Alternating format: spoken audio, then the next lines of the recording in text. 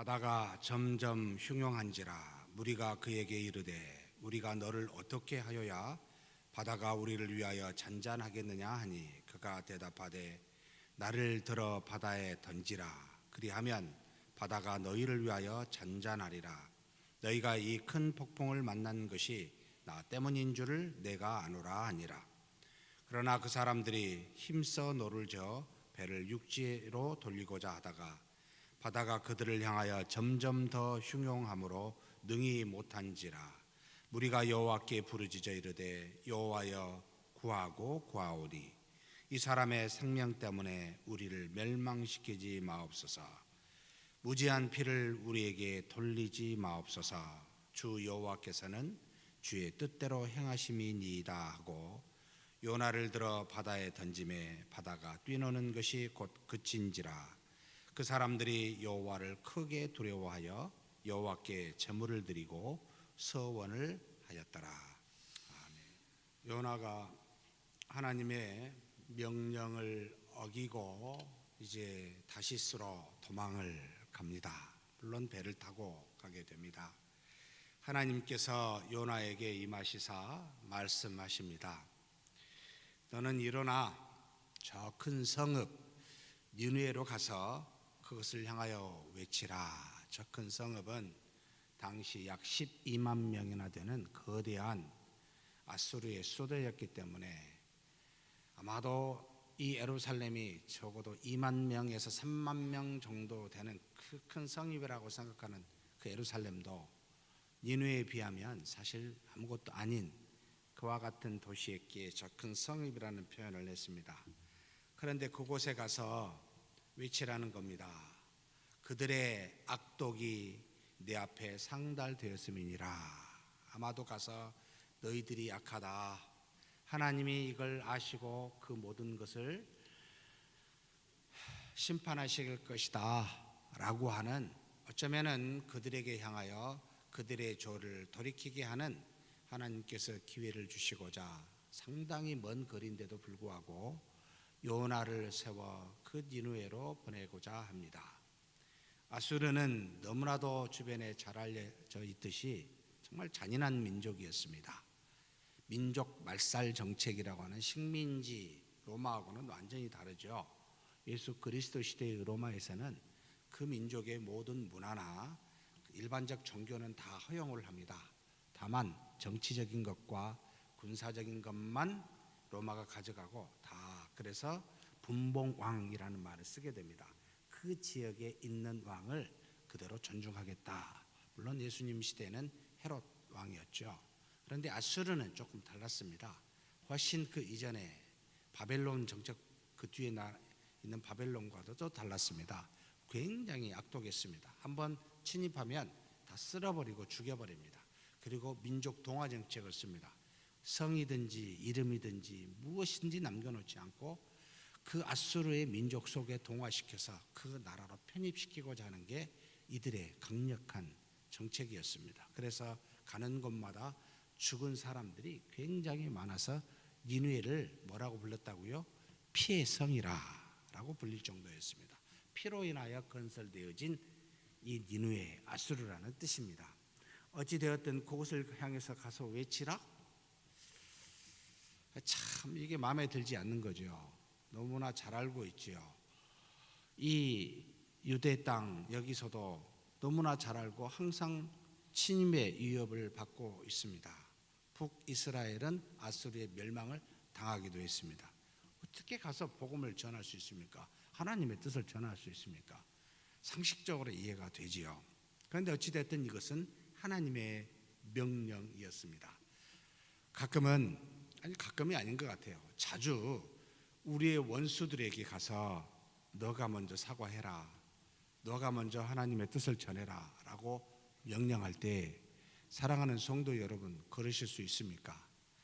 마음속에 가진, 지금 현재 담고 있는 과거의 기억 속에서 이 사람은 절대 안 돼 라고 하는 상처로 인하여 그렇게 하나님이 어떤 사람에 대해서 너는 가서 그 사람에게 이와 같이 행하라 라고 하면 하실 수 있습니까? 못하시지요. 하나님의 명령보다 내가 가지고 있는 생각이 앞서면, 곧 믿음이 앞서지 아니하면 못합니다. 그래서 항상 우리는 우리의 경험과 생각과 지식보다 앞서야 될 게 하나님의 명령이요 믿음인데, 너무나 우리는 하나님의 명령과 믿음을 우리 것화시켜서 생각하게 됩니다. 그래서 그것 때문에 머릿속에서 계산합니다. 하나님의 명령임에도 불구하고 나한테 유익이 될까 안 될까, 내가 이렇게 말하면 저 사람은 어떻게 반응할까 라고 고민하기 시작합니다. 여러분, 그래서 과거의 믿음의 선조들보다 지금 우리가 훨씬 더 하나님의 능력과 기적을 못 보고 경험하지 못한 이유가 여기에 있습니다. 너무나 머리에 가득 차 있습니다. 믿음과 말씀 외에 우리의 생각이요. 그러니 안 되지요. 믿음의 순종이 안 되는 겁니다. 요나는 어찌 되었든 그 마음속에서 하나님의 명령을 어기게 됩니다. 그래서 도망을 택합니다. 요나가 여호와의 얼굴을 피하려고 일어나 욥바로 갑니다. 욥바는 당시에 해안 도시였습니다. 배를 타고 지중해로 건너가기 위한 유대 땅에서 가장 가까운 곳이기도 했습니다. 여호와의 얼굴을 피하여 다시스로 가려고 했습니다. 예루살렘을 피해서 왜 하필 다시스로 갔을까? 갈 만한 곳이 다른 데는 없을까? 이런 의문을 갖게 합니다. 당시 다시스는 이 유대 땅에서 생각할 때 가장 멀리 있는 곳입니다. 쉽게 이야기해서 도망가면 가장 멀리 가겠다. 이 예루살렘은 하나님이 있는 곳, 하나님의 얼굴을 만나는 곳, 성전에서 하나님을 대면한 곳, 그렇게 생각하여 하나님의 임재가 있어 늘 예루살렘에 와서 기도하고 제사를 드렸던 유대인들로서 이것을, 하나님의 이 명령을 떠나는 건 예루살렘에서 가장 멀리 가야 되겠다. 그것이 어디지? 그 머릿속에 떠오르는 것은 당시의 사람들이 가지고 있는 상식 속에서 다시스였습니다. 지금의 스페인이지요. 세상 끝이라고 하는 곳입니다.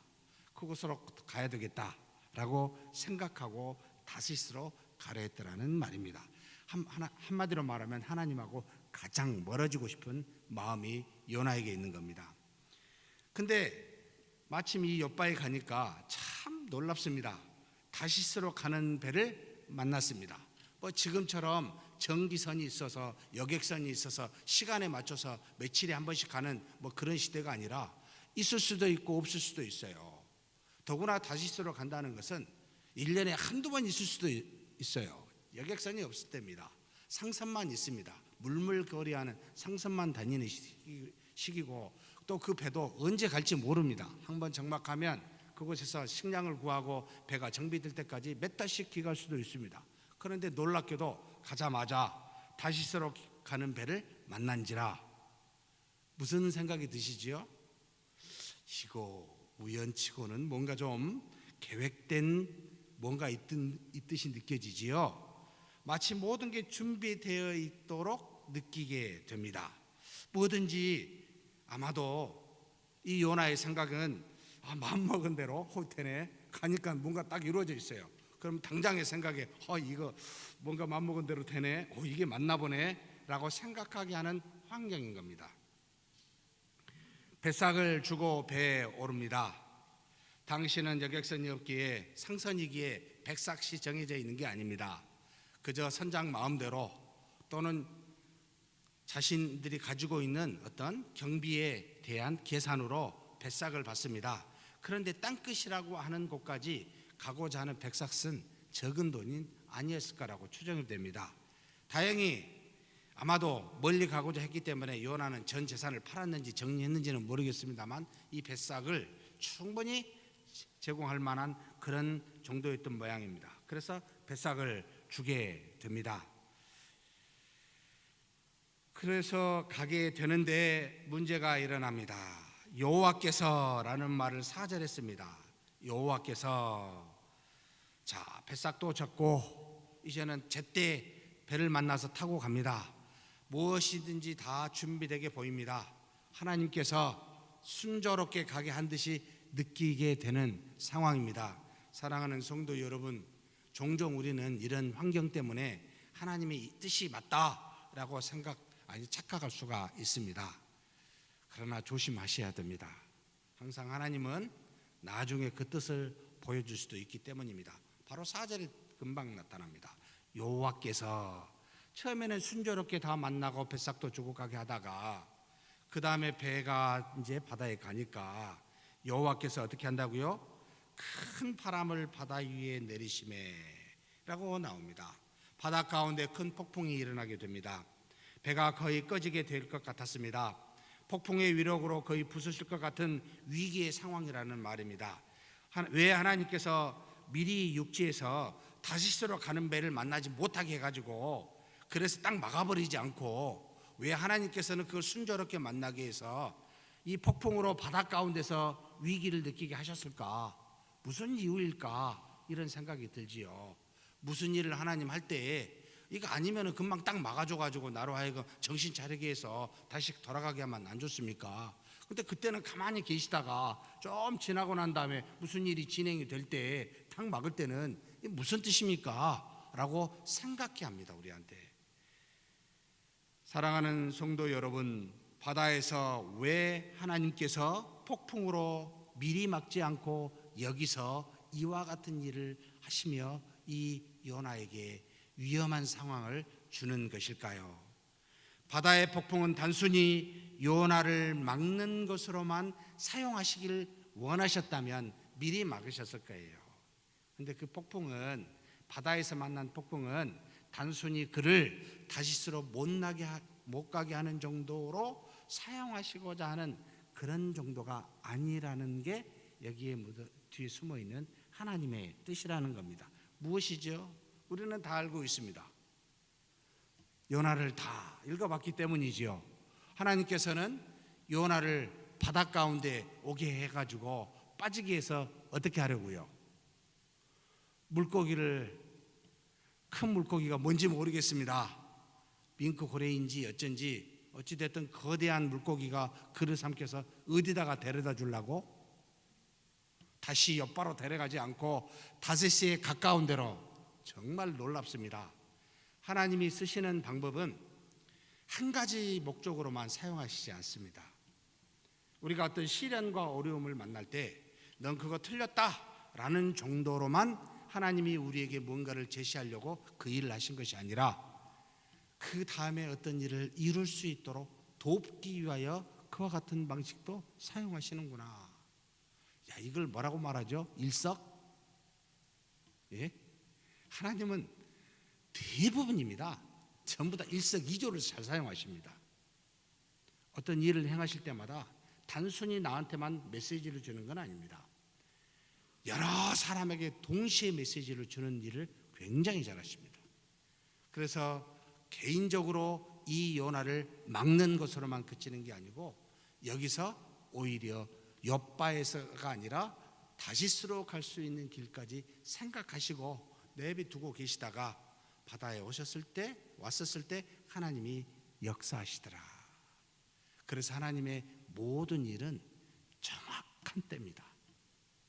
그 의도와 목적을 정확하게 가지시고 정확한 시간대에 일하신다는 것을 아셔야 됩니다.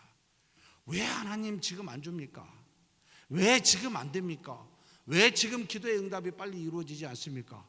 이루어지면 여러 가지 모양으로 지금 내 생각은 좋을 것 같은데 아닙니다. 때가 아직 아닙니다. 또 다른 이 한 가지가 아니로 생각지 못하는 여러 가지 우리로서는 알 수 없는 수많은 일들을 하나님은 아시기에 그 가장 정확한 때를 아시고 그렇게 지금 행하고 계신 모습이 바다에 가니까 큰 바람을 일으켜 폭풍을 일으키시더라 라는 것 속에 여러분 숨겨져 있습니다. 사공들이 두려워 두 가지 조치를 취합니다. 너무나 당연한 이야기죠. 민족이 서로 다른 그들이었기에 자신들의 신들을 부르라고 합니다. 어떤 신이 이런 재앙을 부렸는지는 모르지만 빨리 기도해라. 고대인의 모습입니다. 무슨 일이 일어나든지 큰 일이 일어나면 일어날수록 자신들이 믿는 신 앞에 그들은 기도하며 그 일들에 대해서 묻게 됩니다. 그리고 두 번째는 일반적인 상식적인 이야기입니다. 배가 금방 폭풍에 의해서 여러분 깨질 것 같으니까 배를 어떻게 해야 되겠습니까? 가볍게 만들어야 되죠. 그래서 인간적인 모든 조치를 취합니다. 버릴 거 다 버리는 겁니다. 웬만한 건 다 버려라. 잘못하면 죽으니까. 그렇지요. 세상에 가지고 있는 상식적인 방법을 동원하고, 또 다른 것은 비상식적인 방법, 초자연적인 능력을 바라면서 신께 기도하고 있는 정확히 우리들의 현재의 모습입니다. 할 만큼 다 해보고 안 될 때는 주여 어떻게 좀 안 되겠습니까? 라고 하는 우리 모두의 연약한 모습을 그들도 가지고 있습니다. 그런데 요나의 행동이 상당히 다릅니다. 다른 사람과는 확연히 드러나고 있는 게 5절에 나타납니다. 요나는 배 밑층에 내려가서 어떻게 합니까? 이 쪼그리고 자는 게 아니에요. 원어로 보면 누워서 깊이 잡니다. 이야, 이거 진짜 잠깐 배 타도 울렁거리는 저로서는 상식적으로 이해가 안 됩니다. 그 폭풍 속에서 엄청나게 흔들릴 텐데 누워가지고 깊이 잠이 든다. 이게 도대체 어떤 인간이 이런 인간이 있을 수 있지? 의문이 되었습니다. 무슨 뜻입니까? 이 일어난 모든 것이 하나님으로부터 왔고, 원인이 이렇게 일어나는 원인이 자신임을 너무나 잘 알고 있는 이 요나이기에 잠이 들었다는 말은 하나님이 폭풍우를 주셔서 맞아. 그런데 절대 죽이지는 않을 거라는 확신을 가지고 있습니다.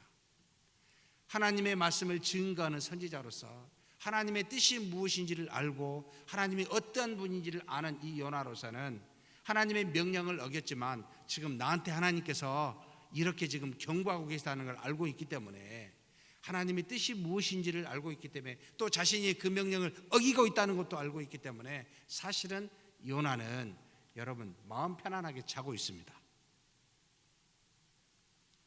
왜냐하면 하나님께서는 그 베푸시는 징계를 죽이려고 하는 것이 아니라 하나님의 뜻을 따라 하나님의 뜻대로 돌이켜서 자신의 사명을 감당할 수 있도록 하시는 것이 목적임을 너무나 잘 알고 있기 때문에, 그래 내가 돌이키면 되지, 그래 그때가 되면 되겠지. 그래서 지금 징계도 사실은 알고 받는 징계입니다. 사랑하는 성도 여러분, 우리도 그렇지 않는가요? 우리도 하나님 앞에 죄를 지면 이게 죄인지를 압니다. 그리고 내가 뭔가 어려움을 만나면 나를 죽이시는 분이 아니라 이걸 나보고 돌이키라고 하신 뜻이다라고 알고 있지요. 그런 생각이 들면 마음이 편안해집니다. 여러분, 이것이 요나에게 하나님을 경외하는 우리에게 주시는 평안입니다.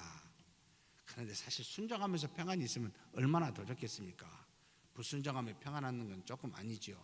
불순종하면 환경이 부글부글 끓어요. 그런데도 우리는 압니다. 사실 선장이 특이하게 행동하는 요나에게 와서 묻습니다. 왜 자냐? 너는 뭐냐? 이거죠. 일어나서 내 하나님께 구하라. 하나님이 우리를 생각하사 망하지 않게 하시리라. 아마도 다른 모든 사람이 행하는 것보다 특이하게 잠자는 이 요나를 보고 단번에 선장은 알아봤을 거라고 생각이 듭니다. 얘가 진짜구나. 뭔가 얘는 알고 있는 듯이 얘는 뭔가 지금 갖고 있구나 라고 생각한 겁니다.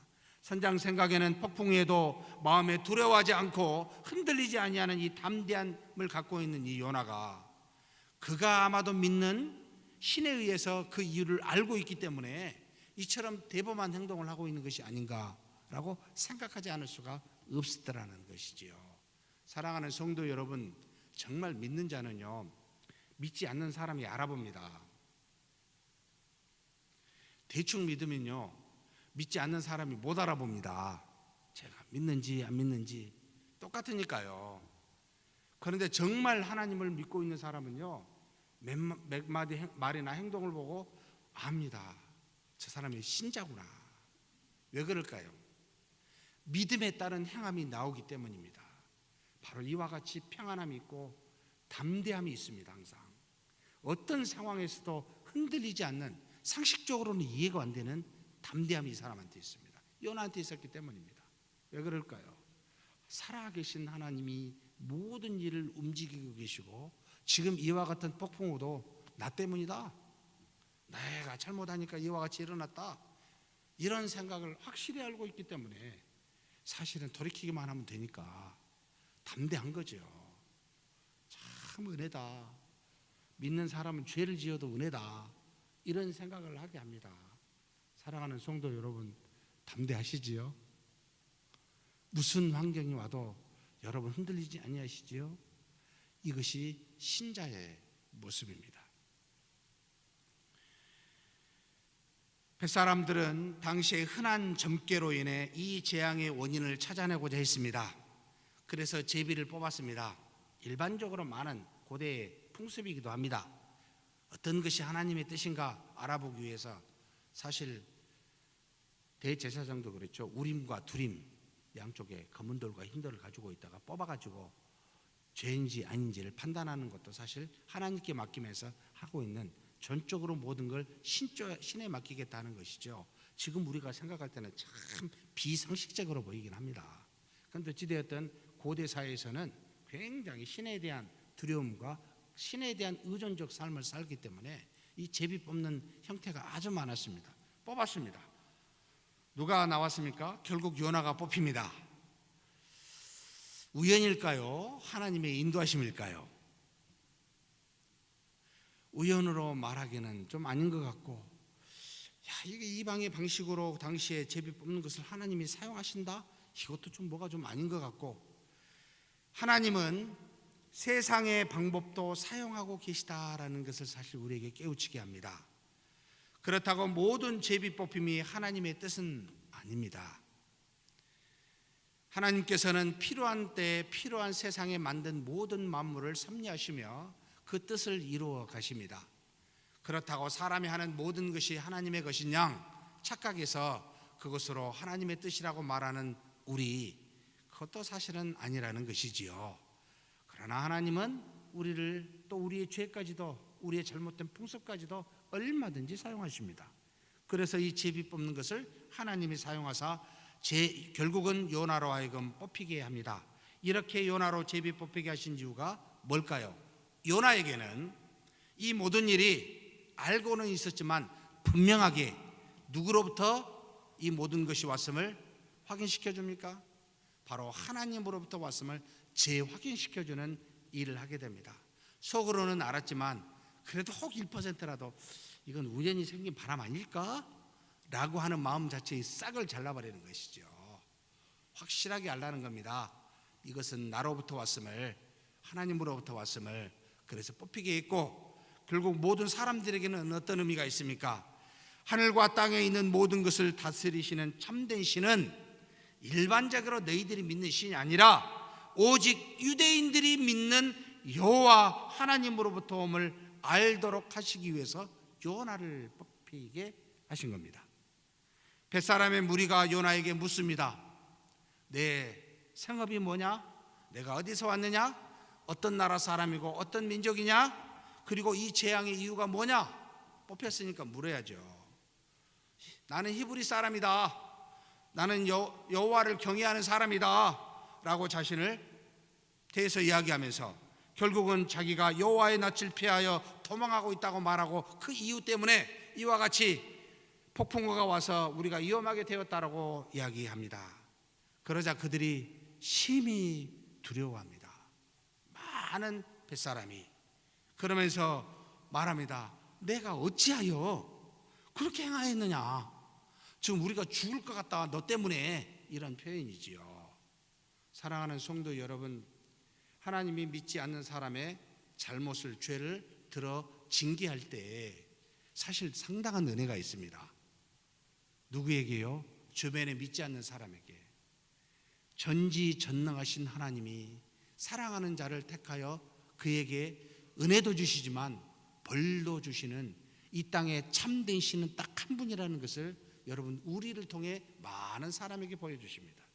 사실 요나에게 행한 하나님의 재앙은 뱃사람들에게는 은혜였습니다.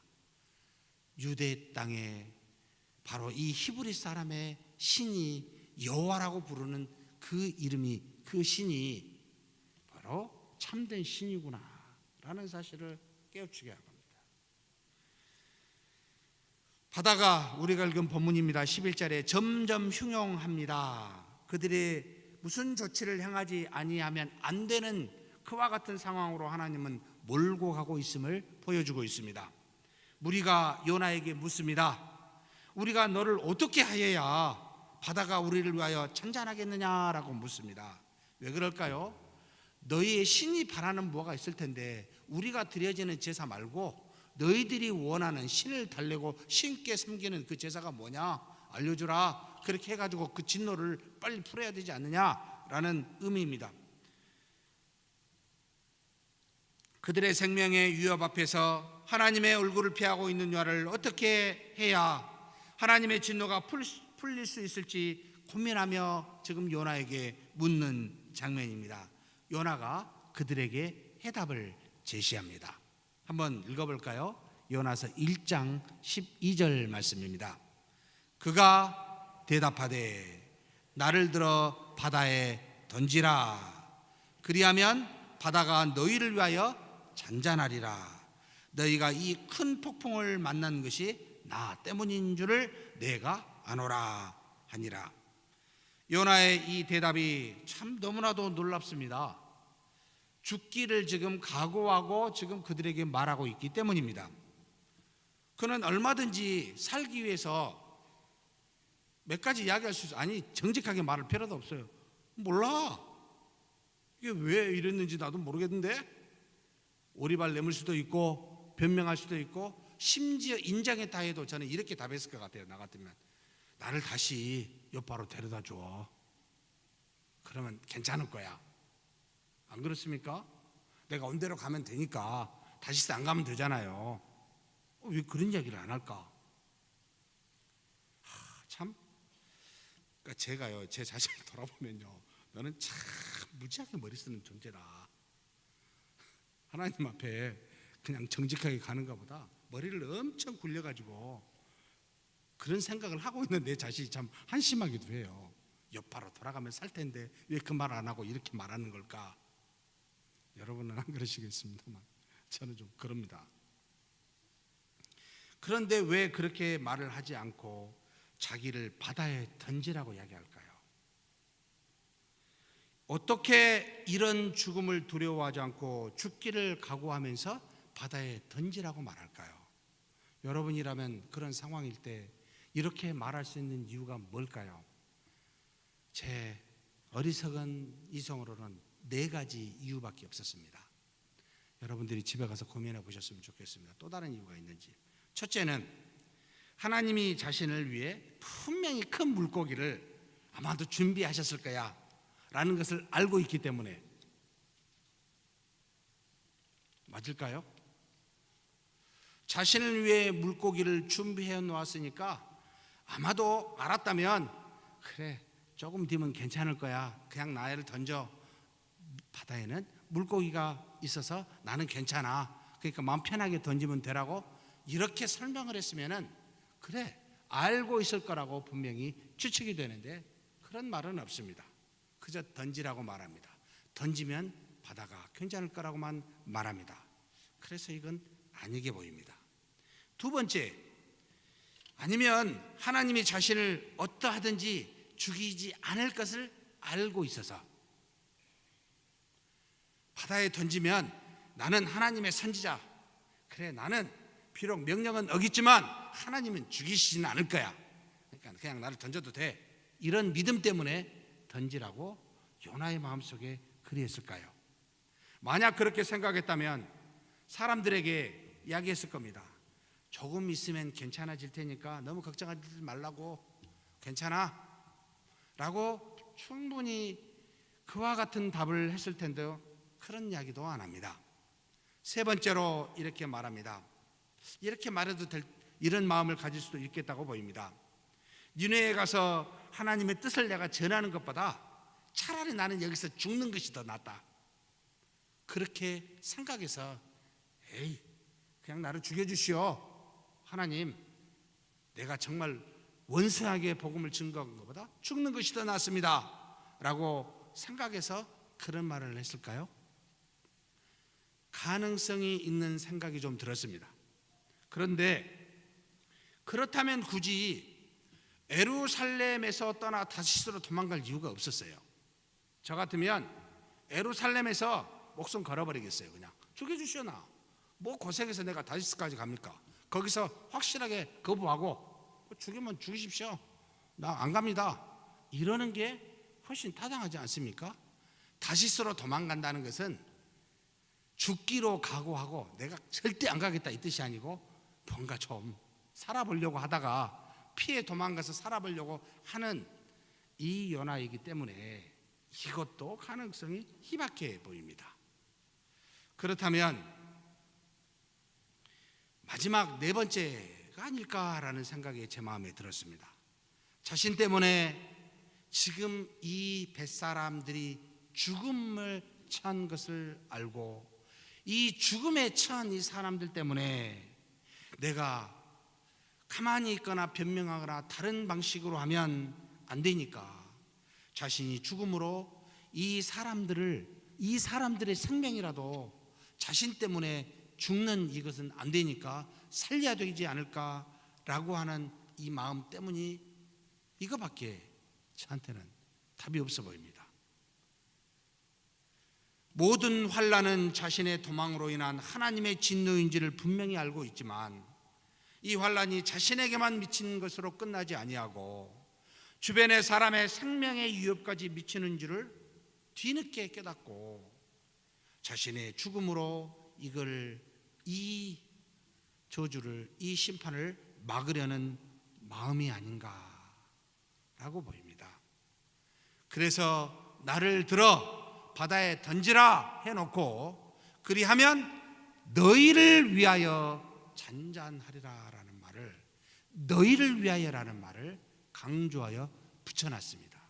그냥 나를 들어 바다에 던지라, 그럼 바다가 잔잔하리라 라고 하면 이런 느낌이 덜한데 너희를 위하여 잔잔하리라 라는 이 답을 통해서 그런 마음이라고 느껴집니다.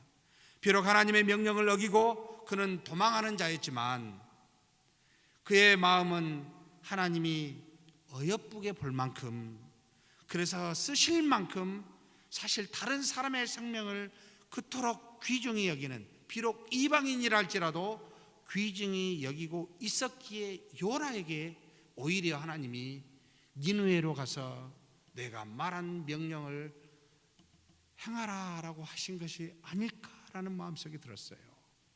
하나님이 요나를 택한 이유가 여기에 있었구나라는 생각이 들었습니다. 비록 아수르가 원수였기에 이 요나는 그것을 거절하였지만 적어도 요나는 다른 선지자에 비해서 모르겠습니다만 하나님이 다른 사람을 긍휼히 여기고 사랑하는 자였기에 요나를 들어서 그에게 이방 땅에 가서 이 뜻을 전하라 하신 것이 아닌가, 이 마음이 바로 마지막 물에 던지기 직전에 나타난 겁니다. 그는 살려달라고 애원하지 한 번도 애원하지 않았습니다. 현재의 급박한 상황에서 사람들의 생명을 살리는 유일한 길은 다시 돌아가는 것이 아니라고 봤습니다. 옆바로 가서 나를 해주는 것도 이것도 위험하다고 본 겁니다. 하나님의 진노의 심판을 당장 누그러뜨릴 수 있는 유일한 길은 자신을 희생의 제사로 드리는 것이 이 길이기 때문에 그는 너무나도 잘 알고 있었기 때문에 그는 자신을 던지라고 말한 거라는 뜻입니다. 마치 이스라엘 백성이 동물의 피로 제사를 드려 자신의 죄의 심판을 면하듯이 요나는 그렇게 자신을 드리는 길이 유일한 길임을 잘 알고 있었다 이 말입니다.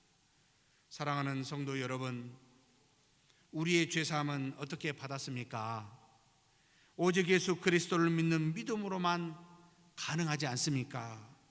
바로 그리스도께서 우리의 죄를 대속하셨기에 이 희생 때문에 우리가 죄사함을 받은 것이 아닙니까? 하나님께서 우리에게 죄사함을 주는 유일한 길이 바로 그리스도였고 우리는 그리스도를 통해서만 죄사함을 받았습니다.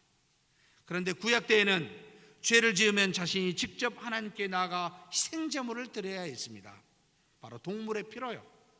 누군가 대신해 줄 수 없기에 여러분, 율법서에서는 만 20세가 넘은 모든 유대인들에게는 반드시 절기에 가서, 평소에는 안 가더라도 그때만이라도 가서 하나님께 제사를 드려 자신의 죄를 성량 받을 것을 요구하셨고 명령하셨습니다. 이것이 바로 구약의 율법의 제사였습니다. 그런데 신약 때인 지금은 예수님의 대속의 은혜로 그를 믿는 자마다 멸망치 않고 영생을 얻게 되었습니다. 그러므로 예수 그리스도를 믿어야 하나님의 진노를 피할 수 있는 유일한 길이 되었다는 말입니다. 요나는 물론 모든 원인이 자신으로 기인한 것이지만 자신이 죽기를 각오하고 다른 사람의 생명을 대신하여 그들을 살리려고 지금 비록 니느웨로 가지는 않았지만 여기서 대신 죽고자 하는 마음을 갖고 있습니다. 그는 참으로 하나님을 믿는 믿음과 그리고 인자한 마음을 가진 소유자였음을 우리는 이 말을 통해서 알 수가 있다 이 말입니다. 그래서 그는 예수 그리스도를 예시하는 상징이 되었습니다. 어떻게 해요? 내가 유대인들이 예수님께 요청할 때 기적과 이적을 요청할 때 뭐라고 이야기합니까? 내가 요나의 기적 외에는 너희에게 보여줄 것이 없노라고. 예수님의 기적의 첫 번째 예시가 되었다는 겁니다. 죽음과 부활하심에 대한 차이가 있다면 요나의 모든 문제는 자신에게 있었지만 그래서 그로 인해 많은 사람들의 생명에 위협을 주긴 했지만 그러나 예수 그리스도는 모든 사람의 죄로 인한 심판을 자신의 생명으로 대신하고자 한 것이 차이가 있습니다. 하나님께서는 이런 요나를 그리스도 예수로 삼으셨고 그리고 물고기 뱃속의 3일을 그리스도의 죽음과 부활의 3일의 상징으로 삼으셨습니다. 또 그가 다른 사람의 생명을 위해 자신을 던지는 곧 예수 그리스도가 우리의 모든 사람의 죄를 위하여 자신을 희생하는 그와 같은 상징이 되기도 했습니다. 사랑하는 성도 여러분, 예수님께서 오시기도 전에 요나와 같은 사람이 있는데 지금 우리는 뭡니까? 예수 그리스도를 믿는 예수 그리스도 이후의 사람인 너무나도 그리스도의 모든 것을 잘 아는 우리가 도대체 이런 모습을 좀 가지고 있는지 돌아봤으면 좋겠습니다. 너무나도 당연하지 않습니까? 그리스도와 같은 모습을 갖고 있어야 되는 거예요. 다른 사람의 생명을 귀히 여기고 자신을 희생할 줄 아는 인자와 긍휼이 요나에게 있었는데 지금 우리는 더 있어야 되지 않느냐는 겁니다. 요나의 말을 듣고도 여러분 회개하는 니느웨의 백성들이 있는데 더 큰 능력의 예수 그리스도의 말씀을 듣고 믿지 않는 그들이 너희들을 심판할 것이라고 말한 예수님의 말씀처럼 그리스도를 믿고 있는 우리는 여러분 요나보다는 더 해야 되지 않겠습니까? 이것이 상식이지 않겠습니까? 긍휼과 인자가 더 있어야 되지 않겠습니까? 이걸 지금 보여주고 있습니다. 요나의 이런 모습은 여러분 사람들이 감동하기에 충분했습니다. 당시에 거기 배 위에 있는 무리들에게요. 요나를 바로 바다에 던지기보다는 그를 살려보라고 이 뱃사람들이 애를 씁니다. 그를 살리려고 다시 육지로 가고자 여러분 힘써 노를 젓다고 이야기를 합니다. 그러나 하나님의 뜻이 그것은 아니었습니다. 그래서 바다는 점점 더 흉용하게 됩니다. 13절에 나타납니다. 그러나 그 사람들이 힘써 노를 저어 배를 육지로 돌리고자 하다가 바다가 그들을 향하여 점점 더 흉용함으로 능히 못한지라. 사랑하는 성도 여러분, 마음은 가득하고 요나를 살리려는 뜻은 좋지만 그러나 그것은 하나님의 뜻이 아니었습니다. 그런데 무슨 일이 일어납니까? 요나가 욥바로 가려고 부탁하지 않았어도 사람들이 그를 살리려고 다시 육지로 가고자 했어도 바다가 점점 흉용하여 하나님이 그를 막으실 때 놀라운 일이 일어납니다. 바로 1장 14절 말씀입니다. 같이 한번 읽어볼까요? 무리가 여호와께 부르짖어 이르되 여호와여 구하고 구하오니 이 사람의 생명 때문에 우리를 멸망시키지 마옵소서. 무죄한 피를 우리에게 돌리지 마옵소서. 주 여호와께서는 주의 뜻대로 행하심이니이다 하고. 여러분, 무리들이 유대인입니까? 아니에요. 그런데 다른 신들을 믿고 있는 이 이방인들이 누구에게 기도하죠? 여호와라는 말을 씁니다. 그냥 하나님이라는 말을 쓰지 않고 야훼, 유대인들이 부르는 하나님의 이름입니다. 출애굽기 이후에, 그죠? 여호와께 부르짖어 이르되 여호와여 구하고 구하오니. 다른 이들을 대신해서 자신을 죽이고자 한 이 희생의 자세가 이 이방인들의 마음을 흔들어 놓고 그들을 변화시킨 겁니다. 정말 놀라운 기적이 이거라고 참 감사가 됩니다. 자신을 죽이고자 바다에 던지라고 한 이 요나를 보고 이 사람들은, 이 무리들은 살리려고 했고 그 다음에는 안 되니까 부르짖습니다. 여호와께요. 무슨 말입니까? 여러분, 사람의 외투를 벗기는 것은 강한 바람이 아니라 따뜻한 뭐죠? 햇빛이잖아요. 사람의 마음을 변화시키는 것은 저와 여러분의 강한 지식이나 경험이나 무엇이 아니라 우리들의 희생과 사랑이라는 말입니다. 수많은 사람들이 변화를 받고 머리를 숙이는 것은 우리가 세상에 높아져서 그들이 우리에게 머리를 숙이는 것이 아니라 그들을 위하여 죽겠다고 하는 사랑 때문에. 우리가 왜 예수님을 믿습니까? 예수님이 세상의 모든 뛰어난 신이기 때문에 믿는 것이 아니라 우리의 죄를 위하여 죽으시기 때문에, 우리를 위해서 희생했기 때문에, 그 사랑 때문에 우리의 머리가 저절로 숙여지는 겁니다. 여러분, 강력한 이론이 사람의 마음을 흔들리지 않습니다. 이 요나같이 자기를 죽여 희생하고자 하니까 하나님을 모르는 저들이 여호와께 부르짖고 기도합니다. 구하고 구합니다. 이것이 정말 놀라운 기적이다.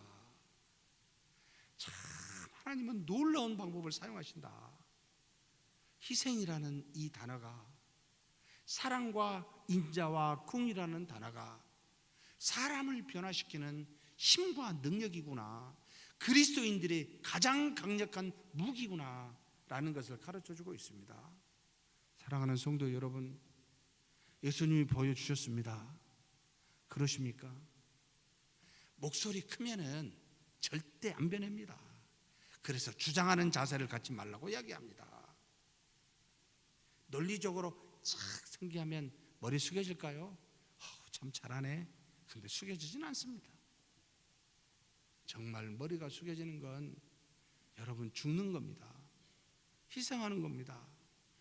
시간적으로, 환경적으로, 물질적으로, 육체적으로 어떠한 상황이 있었는지 여러분 희생해 보십시오. 마음속에서요, 마음부터 숙여지고 머리도 숙여집니다. 그분한테.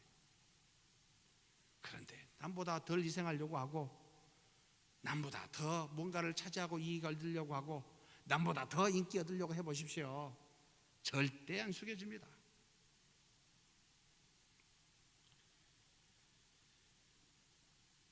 그런데 이들은 두 가지를 기도합니다.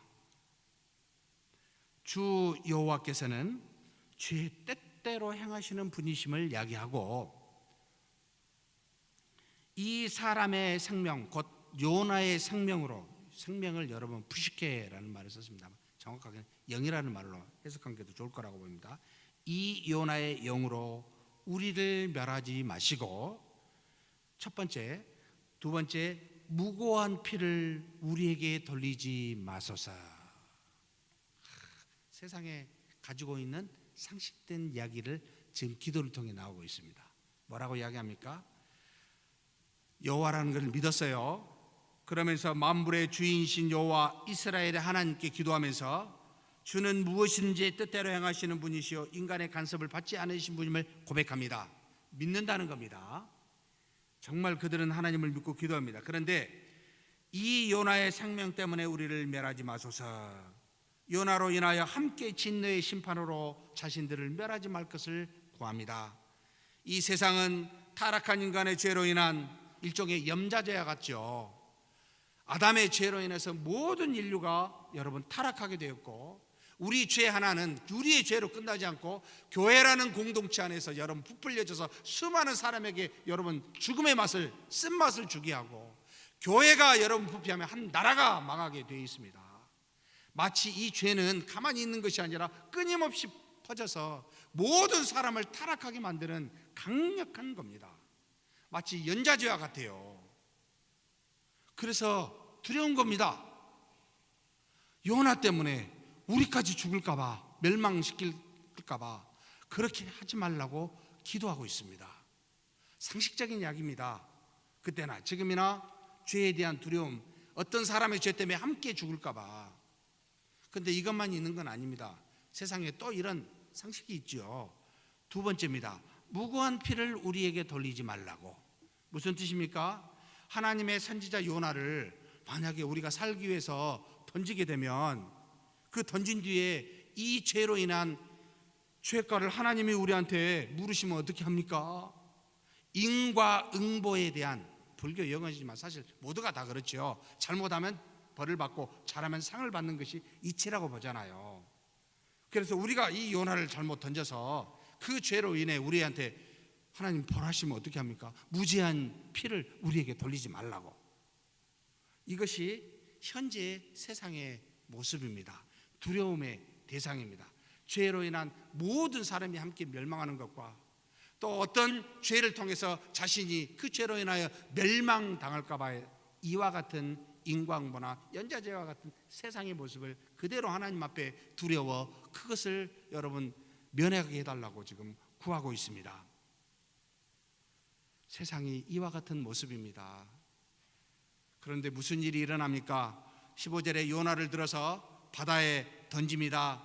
바다가 뛰노는 것이 그칩니다. 바다가 잠잠해졌다는 말입니다.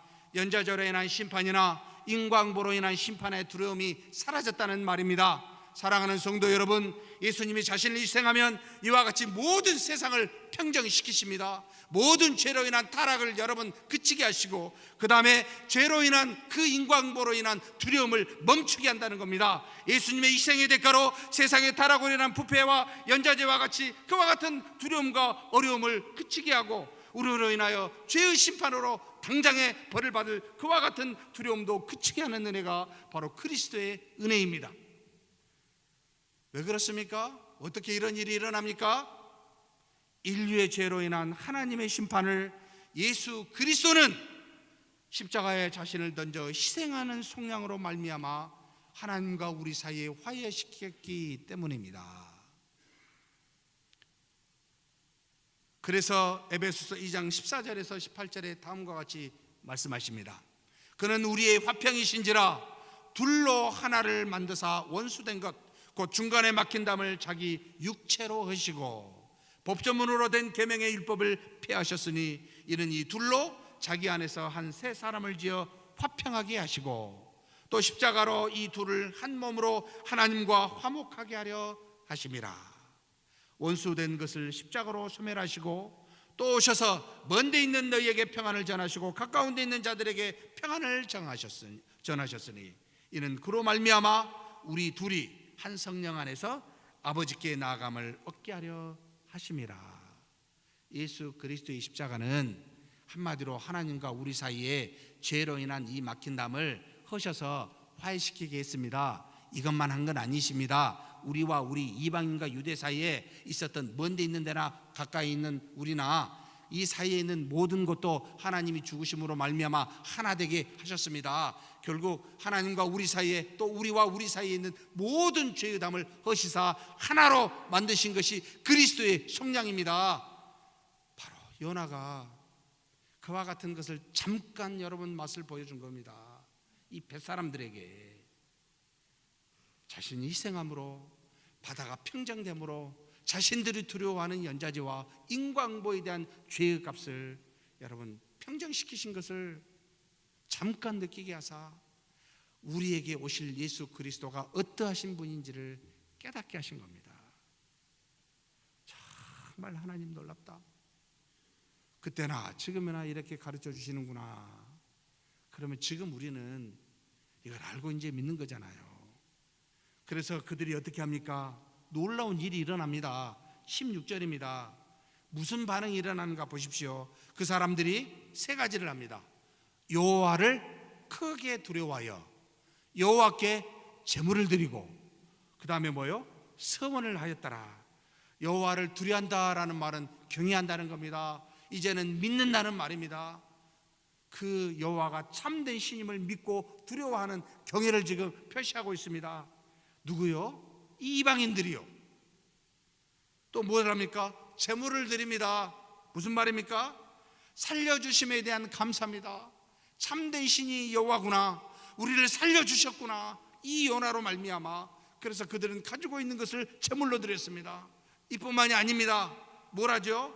서원을 했습니다. 무슨 서원이겠습니까? 여호와만을 유일한 신으로 알고 여호와만을 내가 일생 동안 섬기겠나라고 그들은 다짐하면서 그렇게 하나님 앞에 서원한 겁니다. 이것이 바로 요나가 보여준 작은 기적이라면 우리 주 예수 그리스도는 엄청난 기적을 보여주신 겁니다. 그러니 그리스도를 믿는 우리도 여호와를 경외하고 하나님 앞에 감사의 제물을 드리며 하나님만 섬기겠나라고 섬김으로 사는 저와 여러분이 되기를 주의 이름으로 축복합니다. 하나님 아버지, 감사합니다. 하나님께서 요나를 통해 보여준 수많은 일들, 그리스도의 계시로서 우리에게 알려주시니 감사합니다. 비록 그는 그의 불순종으로 말미암아 하나님으로부터 징계를 받았지만, 그러나 그가 다시 돌이키사 자신을 희생제물로 모든 사람의 생명을 위하여 드림같이 이제는 우리 주 예수 그리스도가, 죄 없으신 그리스도가 우리를 위하여 죽으심으로 우리가 요나의 당시에 그 뱃사람을 살림과 같이 이제는 그리스도가 우리를 살리셨사오니 이제는 그리스도를 오직 경외하고 날마다 감사의 제물로 하나님께 나아가며 일생 동안 하나님만을 유일한 신으로 알아 하나님만 섬기는 우리 모두가 되게 하여 주시옵소서. 다만 바라옵고 간구하옵기는 그리스도를 믿는 우리도 요나와 같이 인내와 인자와 자비와 긍휼을 가지고 자신을 희생할 줄 아는 우리 모두가 될 수 있도록 복내려 주시옵소서. 우리 주님 예수님의 이름으로 기도하옵나이다. 아멘.